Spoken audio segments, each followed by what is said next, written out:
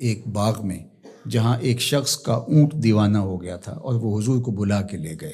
اونٹ دیوانہ ہو جائے تو سخت نقصان دہ ہوتا ہے، تو صحابہ کہتے ہیں کہ حضور جب داخل ہوئے تو ہم ڈرے کہیں حضور کو نقصان نہ پہنچا دے، کیونکہ وہ حضور کو دیکھ کے دوڑتا ہوا آیا، لیکن جو ہی وہ قریب آیا تو منظر عجیب تھا، اس نے اپنی پیشانی حضور کے قدموں میں رکھ دی اور سجدہ ریز ہو گیا۔ جب اونٹ کی اس محبت کو ہم نے دیکھا تو برجستہ کہا کہ نحن احق ان نسجد للنبی صلی اللہ علیہ وآلہ وسلم، حضور ہمارا بھی جی چاہتا ہے کہ ہم آپ کو سجدہ کریں۔ تو جب آقا کریم علیہ الصلوۃ والسلام نے صحابہ کے اس مطالبے کو سنا تو فرمایا کہ اگر اللہ کے علاوہ کسی اور کے لیے سجدہ روا ہوتا تو میں بیوی کو حکم دیتا کہ وہ شوہر کو سجدہ کرے۔ تو اللہ کے علاوہ شریعت میں سجدہ کسی کو روا نہیں۔ سجدہ تعبدی جو عبادت کی نیت سے کیا جاتا ہے وہ تو کسی کو بھی جائز نہیں ہوا، کبھی بھی نہیں ہوا، کسی شریعت میں بھی نہیں ہوا، چونکہ شرک کی کبھی بھی اجازت نہیں ہوئی۔ لیکن جو سجدہ تعظیمی ہے وہ پچھلی شریعتوں میں جائز تھا، لیکن اس امت کے اندر اس کے بھی روک دیا گیا تاکہ اس کا راستہ ہی بند کر دیا جائے۔ ایاک نعبد و ایاک نستعین، ہم تیری ہی عبادت کرتے ہیں اور تجھی سے استعانت طلب کرتے ہیں، تجھی سے مدد مانگتے ہیں۔ عبادت کسے کہتے ہیں؟ اقصی غایت التذلل والخضوع، انتہائی درجے کی عاجزی اور انکساری عبادت ہے، اور عبادت کا جو نقطہ کمال ہے وہ سجدہ ہے۔ سجدے سے بڑھ کر عبادت کا کوئی روپ نہیں ہو سکتا، اور بندے کو سب سے زیادہ قربت رب کی سجدے میں ہی نصیب ہوتی ہے۔ تو ہماری عبادتیں اللہ کے لیے ہیں، اس لیے بندہ اس کے حضور کھڑے ہو کر کے عرض گزار ہوتا ہے کہ مالک میرا سر تیرے حضور جھکے گا۔ تو یہ جو تقدم ہے کا وہ اس لیے ہے تاکہ یہ حسر پیدا کر دیا جائے کہ ہماری پیشانی اللہ کے علاوہ کسی کے آگے نہیں جھکتی۔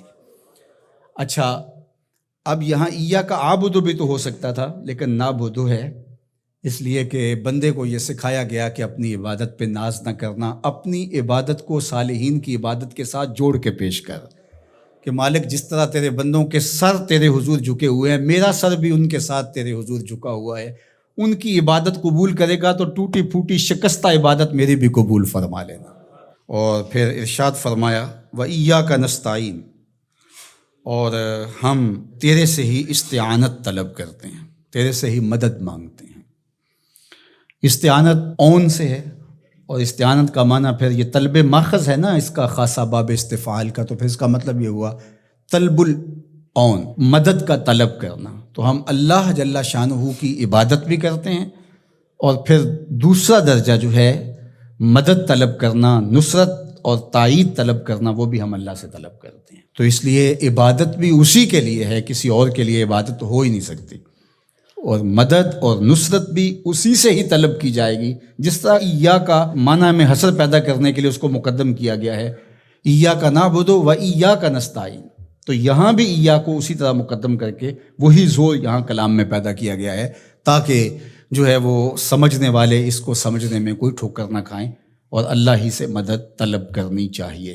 باقی مجازن اگر کسی سے آپ طلب کرتے ہیں مدد، تو آپ کے اعتقاد میں یہی ہوتا ہے کہ وہ اللہ کی دی ہوئی توفیق سے میری یہ مدد کر سکتا ہے۔ اگر ایسا ہو تو وہ اس کے زمرے میں نہیں آئے گی۔ ڈاکٹر سے دوا لینے جاتے ہیں تو شفا تو من جانب اللہ ہوتی ہے۔ یہاں آج کل جو ہے وہ نور بٹ رہا ہے، تو یہ کہا جائے کہ انہوں نے مجھے نور دے دیا، تو نور تو اللہ ہی دینے والا ہے، لیکن یہاں مجازی معنی ہوگا۔ تو اسی طرح صالحین سے، نیکوکاروں سے روحانی معاملات کے اندر جو استعانت طلب کی جاتی ہے تو وہ اسی معنی میں ہے۔ حقیقی معنی کے اندر جو ہے وہ استعانت اللہ تعالیٰ جل شانہ کی ہے۔ باقی رہی بات عبادت کی، تو عبادت تو کسی کی مجازن بھی نہیں ہو سکتی اور حقیقتاً بھی نہیں ہو سکتی سوائے اللہ کے۔ یہ ساری کہانی بیان کرنے کے بعد اپنی وفاداری کا یقین دلایا، اور پھر ہاتھ پھیلا کر کے اس نے کہا اہدنا الصراط المستقیم، مالک تجھ سے صراط مستقیم طلب کر رہا، ہدایت مانگی صراط مستقیم کی، سیدھی راہ کی۔